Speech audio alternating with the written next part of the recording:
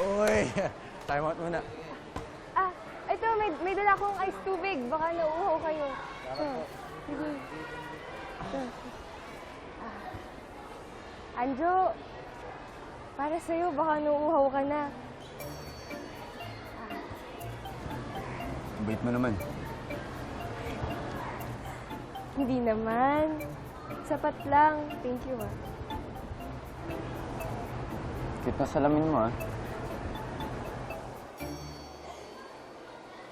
Alam mo, Anjo, hindi lang ako natutuwa sa'yo. Kinikilig pa ako. Napapansin ko na kasi minsan nagpaparamdam siya, minsan obvious naman na may binibigay siya sa akin, na gano'n. Tapos, for example, yung sa practice namin, after ng practice, magbibigay siya ng tubig, dinadamay niya yung mga teammates ko. Pero sabi niya, sa akin naman daw talaga yun. Parang crush ko na siya, nagustuhan ko na siya. Tapos parang ito, siya yung tipo ng suplado na walang pakialam sa mga girls o sa opposite sex at all.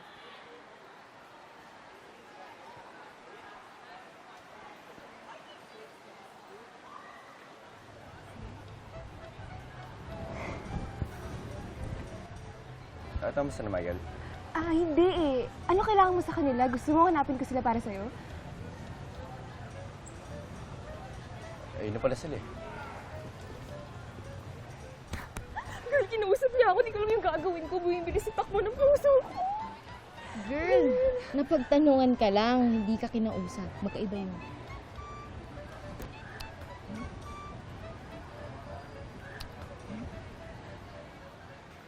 Okay, hindi ako napapansin siguro kasi nga mukhang lalaki siguro, tapos nakasalamin, nerd-nerd.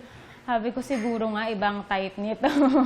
Hindi mga parang schoolgirl na ganito. Baka gusto niya yung cheerleader type ng mga girl. Girl, may ballpen ka ba? Wala, ito lang eh. Sorry ah. Yung page ba yun? 300.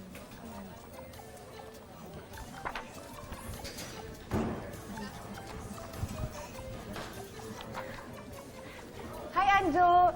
Dito ka na lang, oh. Malinis ito. Kakapunas ko lang kanina. Thank you. Basta. Oo, kagabi pa. Candy, oh. Gusto niyo? Uy, wow! Ay, ba't yung akin ito binigay? Sabi niya, nyo. Hindi ba sa atin dalawa yun? Ay, naku, basta akin lang to. Sa journal ko na yun, may mga tinatago pa ako. Nandiyan pa actually siya. Kunyari, binigyan niya ako ng Mentos. Out of nowhere, wala lang naman sa kanya, pero ako hindi ko kinain. Tinago ko nga ganun.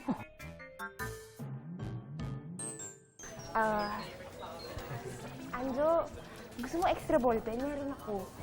Kakabili ko lang to kanina para hindi ka nahiram ng hiram. Ito, para sa'yo. Salamat. Ang sabi mo kanina, wala kang ballpen. Nakalimutan kulang ko ako na. dyan. Meron pala ako, sorry. Share na lang tayo. Ito, share na lang tayo.